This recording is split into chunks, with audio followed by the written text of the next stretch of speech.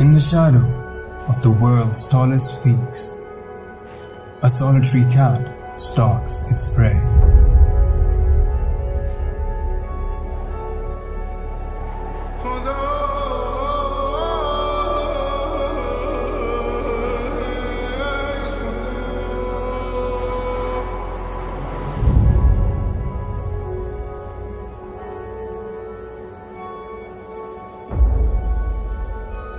कुदरत ने जिस चीज को जिस माहौल में पैदा किया है, अपने जिस्म के हर हिस्से को इस्तेमाल करते हैं।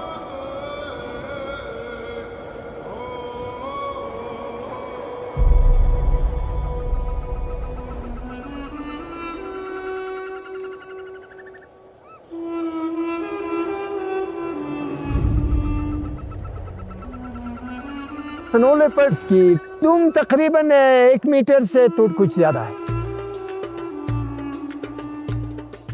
ये अपनी बैलेंस उस पर बराबर करते हैं और बहुत ऊंचे से जब नीचे की तरफ आते हैं, वो आप पंखा की तरफ अपने दुम को घुमाते हुए नीचे बर्फ तक जंप मारा।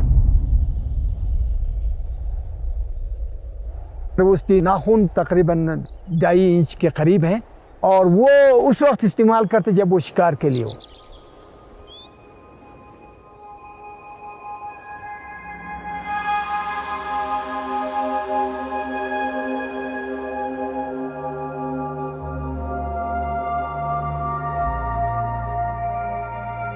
शिकार देखो 6-6 घंटे 11-11 घंटे इंतजार करते हैं।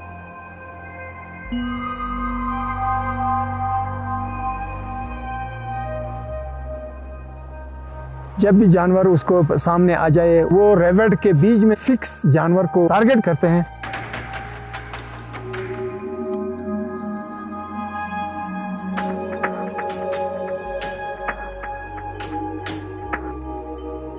वो जानवर को वो उसको गिराते हैं।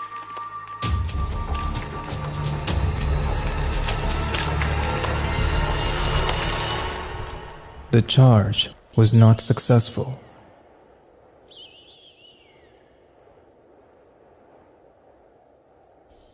Hunting alone on sheer cliffs is never easy against the nimble ibex.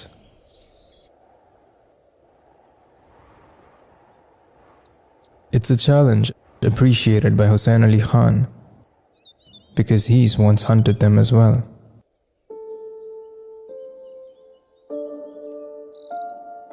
मैं और मेरे चाचा तो खुश भाई शिकारी है, बेहतरीन शिकारी।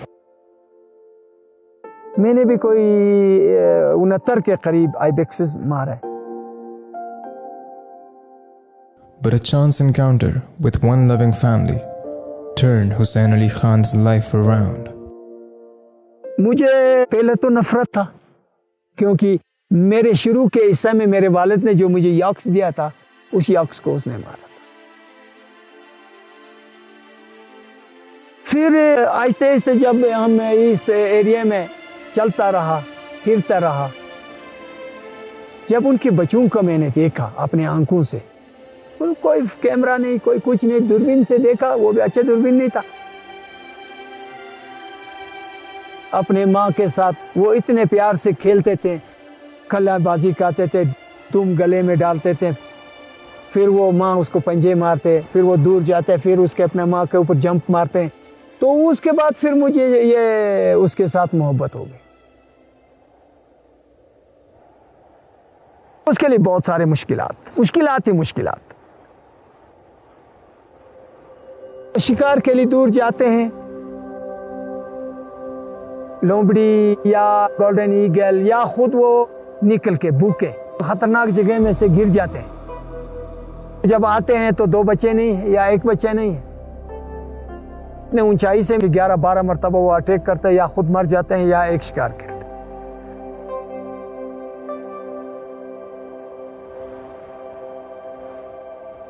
जब वो मैच्योर हो जाते हैं 1.5 साल का, फिर वो माँ जो हरकतें करते हैं वो भी वही हरकतें करते हैं, वो भी उसके साथ वो शिकार में शामिल हो जाते हैं।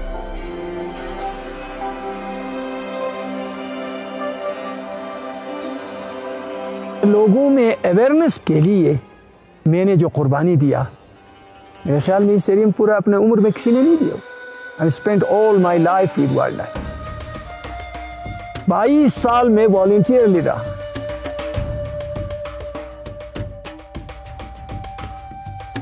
हमने अपने बच्चों के टाइम को भी जंगली जानवर पर सर्फ किया, उनको बचाने के लिए सर्फ किया।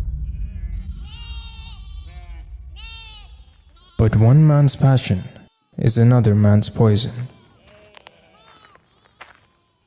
एक आदमी का जरिया ये माल है, तो चिता कर उस माल को खाए तो उस बंदा को क्या करना चाहिए?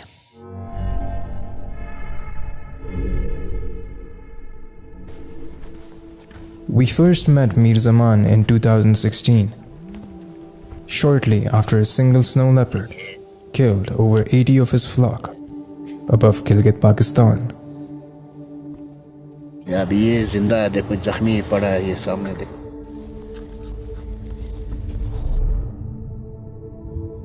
ये बस जख्मी है, ये भी नहीं बचेगा। शास तो नहीं खाता ना, वो जब मारे ना वो उसकी गर्दन में पकड़ते हैं।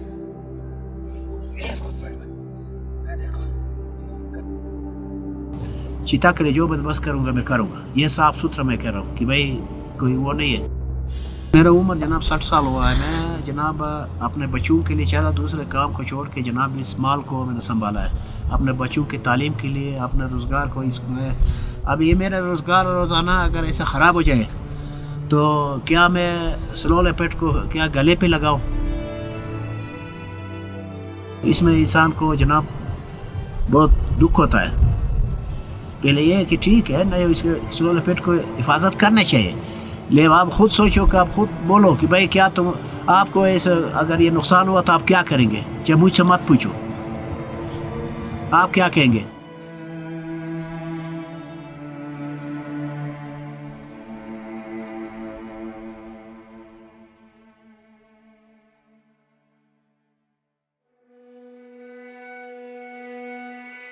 स्नो लेपर्ड के लिए, पॉपुलेशन के लिए रिटेलिएटरी किलिंग जो है ये सबसे बड़ा थ्रेट है। Gibran Haider from Gilgit's Wildlife Office has a plan to stop it. ये सब सोच के इसके बाद एक फैसला हुआ कि हम इनकी compensation, life stock compensation scheme introduce करते हैं। जो भी लोग मार्सक कंजर्वेशन में इनरोल हैं उनको हम कंपनसेट करेंगे। अगर स्नो लेपर्ड कोई जानवर कोई इनका ज़ाया करता है तो इसका एक हमने एक प्रॉपर प्रोसीजर बनाया कि हम रिपोर्टिंग मैकेनिज्म बनाया कि रिपोर्टिंग होगी, उसकी कंपनसेशन बनेगी। इससे पहले भी स्मॉल माइक्रो इंश्योरेंस स्कीमें यहाँ पे मुख्तलिफ वैलीज़ में, एनजीओज़ में इंट्रोड्यूस किए हुए थे, लेकिन वो छोटे थे, उनका हुजूम छोटा था, पैसा कम था, तो लोगों को इतना फ़ायदा नहीं मिल रहा था, तो लोग इतने ज़्यादा उससे सेटिस्फाई नहीं थे। इसके बाद फिर हमने सर जोड़ा कि हमने कहा कि ये परमानेंट कोई इसके लिए कोई सोल्यूशन ढूंढते हैं। हमने इसके लिए सेंट्रल एंडाउमेंट फंड एक इस्टेब्लिश किया है। 15 से 20 करोड़ का हम एक्सपेक्ट कर रहे हैं endowment fund. Seed money bank में ही रहेगी, जो इससे इंटरेस्ट आएगा उससे हम लोगों की कंपनसेशन पे करेंगे। तो ये एक साइकिल बना रहेगा। मेरे 25 भेड़ बकरी थे, कोई 8 खुश गए थे, फिर उनके साथ मेहनत किया, कोई नुकसान नहीं हुआ, बच्चों को संभाला तो ये बढ़ गया। एक वक्त में मेरा अपना 130 की 140 हो गया था 2016 में। उसी एक साल बना उसने बस कुल देखो ना, एक 83 माल खाया, एक 45 माल खाया। कुछ गाय मेरा खाया, मुंह पर खून लगा था। मुड़ के जनाब मेरे तरफ वो अपना मुंह को साफ करते हैं और ऐसा लगता है कि वो हंस रहे हैं यार मेरे ऊपर। जो हमारे कोराल्स बने हुए हैं चरवाहों के, ये पुराने आउटडेटेड पुराने ज़माने के हैं, वो ओपन होते हैं ज़्यादातर। स्नो लेपर्ड छलांग लगा के अंदर आता है तो सारे जानवर उनके मार देता है। ये मेरे मौशखाना है। पहले जाली नहीं था, अभी जाली लगा हुआ, पहले ऊपर से घुसता था। तो हमने प्रेडेटर प्रूफ कोराल्स बनवाए हैं कम्युनिटीज़ के लिए। ये देखें ना, इसके ऊपर जाली भी लगाई हुई है, तो मतलब इस पे इंटर नहीं हो सकता है कोई भी, स्नो लेपर्ड हो, कोई भी हो छलांग लगा के। साथ इसकी शेड बना हुआ है। अगर ये डिज़ाइन हम मज़ीद कम्युनिटीज़ में ले जाएं तो मेरे ख्याल में ये जो लाइफ स्टॉक पे अटैक्स हैं ये बहुत कम होंगे किसी हद तक।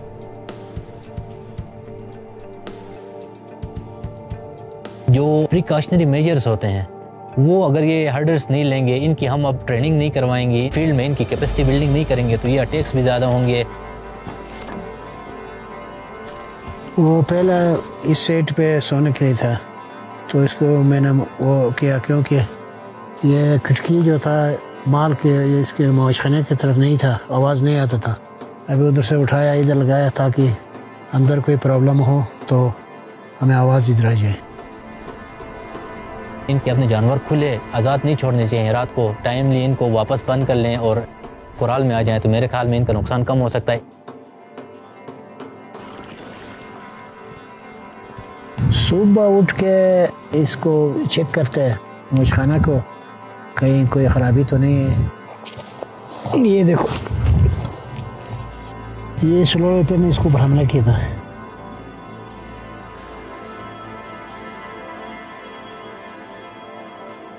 कमज़ोर है उनको हरा के करीब रखते हैं, जो तगड़े हैं उनको आगे ले जाते हैं।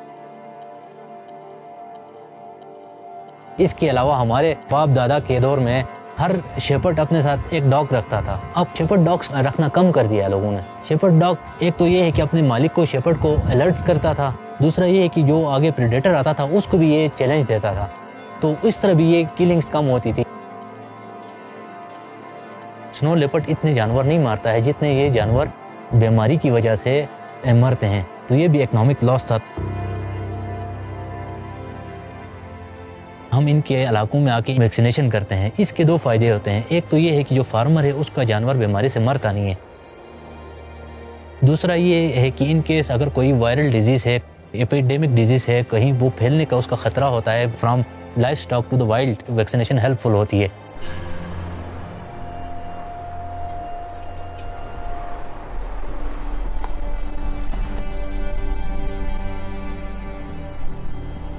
अभी हम इस वक्त स्नो लेपर्ड के मस्कन के अंदर हैं। यहाँ हमें हो सकते हैं कि स्क्रैच का निशान, उसके निशानात मिलें, जिसमें स्केट्स हैं, जिसमें उसकी जो फिशेस हैं, और हो सकते हैं यहाँ कहीं शिकार किया हो उसने, यहाँ पर उसने अंट किया हुआ है और इसको उसने पूरा खाया है।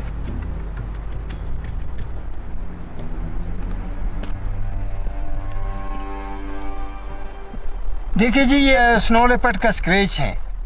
अगर आप इसके ऊपर सर्च करेंगे तो इसके गिर्द आपको बहुत सारे चीज़ें मिलेंगे। ये फॉक्स का स्केट है, ये हो सकता है कि ये लिंक्स का हो, इसमें स्टोन मार्टन का भी फीसिस हैं, तो हमें पता चलता है कि ये चीज़ें उसके साथ चलते हैं, जिससे हमें मालूम होता है कि ये इतने चीज़ों को भी खुराक देते हैं। The balance of predator and prey seemed totally disturbed. When Hussain Ali Khan scaled these mountains 25 years ago, locals believed wildlife competed with livestock and poaching was out of control. 6-7 दिन हमने नालों में लगाया, हमें कोई शिकार नहीं मिला। उस नाला से फिर दूसरे नाले की तरफ गया। जब देखा कि एक बंदा उसने 7 बड़े नर मारा, फिर हमें एहसास हो गया कि इनका तहफ़्फ़ुज़ करने की ज़रूरत है और हम अकेले भी क्या कर सकते हैं। फिर हुकूमत पाकिस्तान के जो ये वाइल्ड लाइफ डिपार्टमेंट हमारे साथ मिलकर पब्लिक के साथ और हर गांव में, हर जगह में जो है ना, उन्होंने ख़वातीन से लेकर बच्चों से लेकर, कहीं बंदूक का आवाज़ आ गया, देखो किसने फायरिंग किया, कहाँ किया। To try to stop illegal hunting, the Gilgit region started selling hunting permits worth thousands of dollars to trophy hunters, targeting the ibex, the snow leopard's natural prey. 80% of the money was earmarked for community development. 95 में जब ये conservation का tool जो introduce हुआ trophy hunting का, इसके बाद फिर कम्युनिटी सेंसिटाइजेशन हुई, कम्युनिटीज़ में पैसा आया, हंटर्स आए, कम्युनिटीज़ को अवेयर किया गया कि ये हमारे नेचर का हिस्सा है, इनकी ना होने की वजह से हमारे इकोसिस्टम में प्रॉब्लम्स आती हैं। जब ये इकोनॉमिक इंसेंटिव इनको मिला तो उसके बाद कम्युनिटीज़ एक्टिवेट भी हो गई और एक्सेप्टेंस आ गया वाइल्ड लाइफ का, और उनको पता चल गया कि यार ये इनके ज़रिए हम अपनी मुआशी हालत भी बेहतर बना सकते हैं, ये कुदरत का एक तोहफ़ा है, एक कुदरत की खूबसूरती है, इनका यहाँ होना लाजमी है।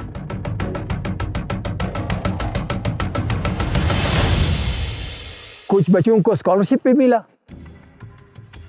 और वहाँ दूर कितने जो दूर से आते हैं, एक हंटर वो कितने आदमी इस्तेमाल करते हैं, उनको पैसे मिलते, पोर्टर को मिलते हैं, दुकानदार को मिलते हैं, गाड़ी वाले को मिलते हैं, होटल वाले को मिलते हैं, गेस्ट हाउस वाले को मिलते हैं, गाइड को मिलते हैं, स्किनर को मिलते हैं, और ये बहुत सारे उसके साथ पैसे वो बाँचते हैं। तो इस वक्त हमारे केवियों में जो है ना आइबेक्स की जो ब्रीडिंग रेट है वो 30 लाख रुपये। पब्लिक इसको बचाने में अपना इस किरदार अदा करते हैं, हमारे साथ ताउन करते हैं। The markhors fetch an even higher price of $100,000 per head, earning $4.3 million for Pakistan's local communities in 25 years. As a result, markhor numbers in Gilgit-Baltistan doubled to 2,800, and ibex herds grew to 5,000 animals. The rebound of the ibex and markhor herds also helped snow leopards. Each big cat needs a population of 150 to 200 ungulates in its territory to survive.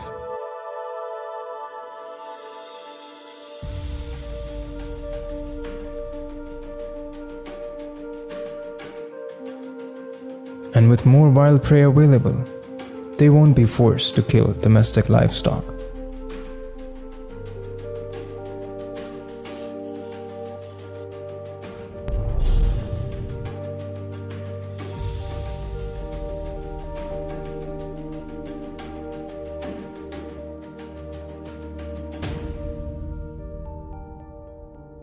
Conservation जो हुआ ना, इसमें जनाब लोगों का ज़हन चाहिए। मैंने आपको पहले नहीं बोला कि गांव में किसी की तालीम के लिए कोई पैसा ज़रूरत हो, बीमारी हो, तो कम्युनिटी ने हर एक को कार्ड बनाया, चाहे वो बेवा है, लोगों का मोहब्बत हुआ है जानवरों से, चाहे वो मारखोर है, चाहे slow leopard.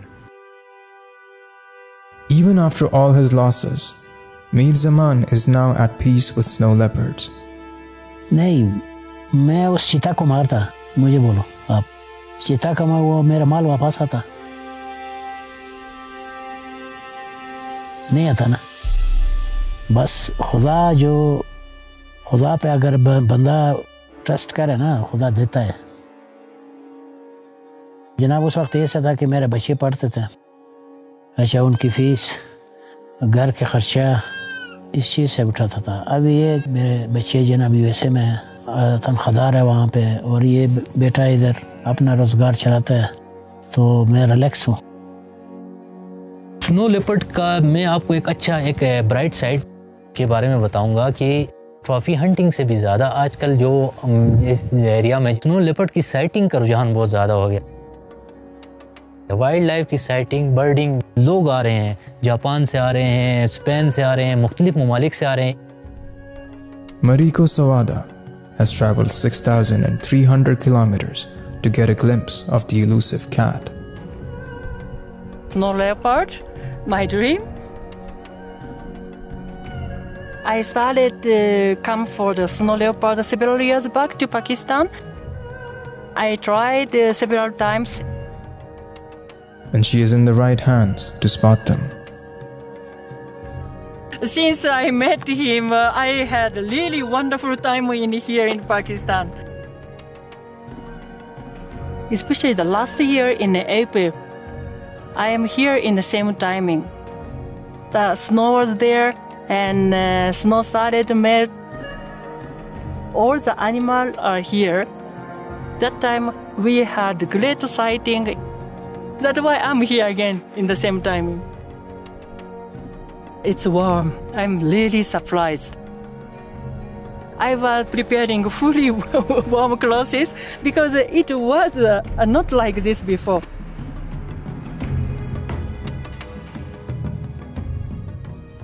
I was expecting snow leopard activity, and those are like ibex on the snow, so there's no snow, but they are here.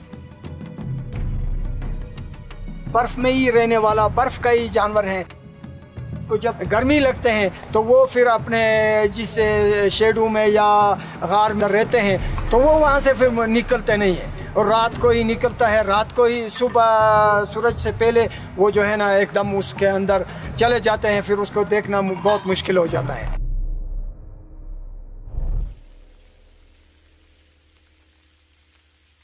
जब हम छोटे थे तो उस वक्त ज़्यादा बर्फबारी होती थी।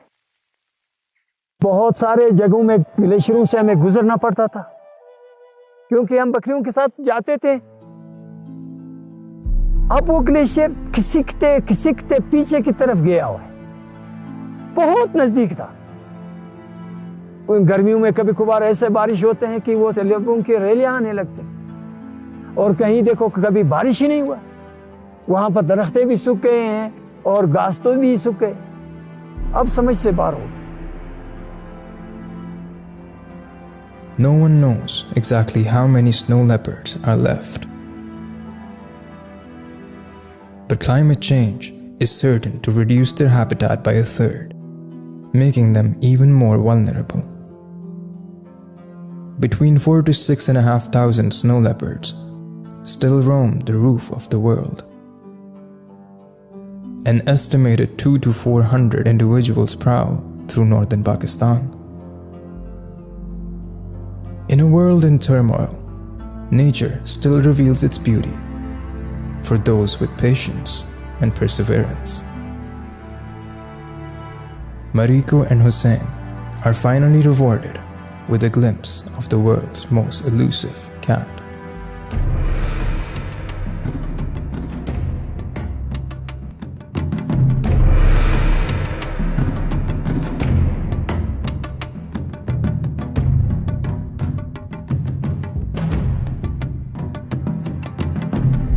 He is the one brought my best sighting for the snow leopard.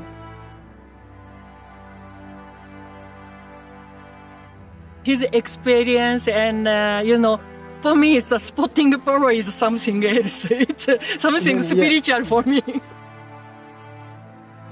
एक और ग्रुप ने आना है, ये मैसेज देंगे कि हाँ हमने स्नो लेपर्ड देखा है, तो ताकि वो भी आ जाए। तो हमें भी खुशी होता है कि हम कोशिश करें कि इनको स्नो लेपर्ड दिखाए, जिससे ये भी खुश हो और हमारे पाकिस्तान में उसकी इनकम आता है। हमें देते हैं, गाड़ी वालों को देते हैं, बाज़ार में सामान ख़रीदते हैं, होटल में रहते हैं, तो ये सारा चीज़ बेनिफिट जो है ना हमें एक ग्रुप से मिलता है। अपने बच्चों के फ्यूचर हमने जितना तक पढ़ाना था पढ़ाया हूँ, और अभी जो मेरे बच्चे मेरे पीछे ये बचाने के लिए, इसको तहफ़्फ़ुज़ के लिए काम कर रहे हैं। ये इसकी बाल देखो, बाल भी हैं, वो हवा हिला रहे हैं हल्का हल्का इसको, और ये काले काले जो उसकी सेंट मार्किंग है इधर।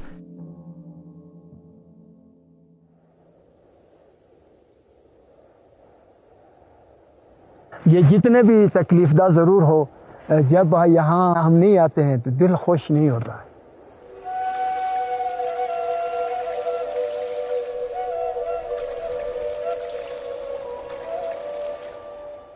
इसके यहाँ नेचर जो है, इसके खूबसूरत पहाड़, हमारे गिर्द स्नो पार्टी, स्नो कोक्स की आवाज़ आते हैं, इधर गोल्डन मरमुत आवाज़ें विस्लिंग करते हैं, मुख्तलिफ़ किस्म के जो है ना ये चिड़िया यहाँ पर आवाज़ें निकालते हैं। तो ये नेचर का हिस्सा है, और यहाँ इतना शोर नहीं, क्राउड नहीं, कुछ नहीं, रिलैक्स कुदरत की खूबसूरती का नज़ारा है, वो हमें हमारे दिल बाग बाग।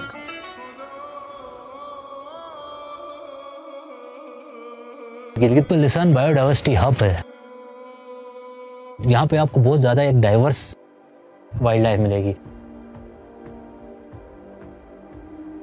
Blue sheep, ibex, than snow leopard, brown bear, black bear, Marco Polo sheep, मतलब एक फुल कंप्लीट पैकेज है गिलगित बल्तिस्तान। न सिर्फ ये अंगुलेट्स और मैमल्स का, बर्ड्स का भी एक हब है। ऑलमोस्ट 360 बर्ड स्पीशीज़ अब तक यहाँ पे रिकॉर्ड हो चुकी हैं।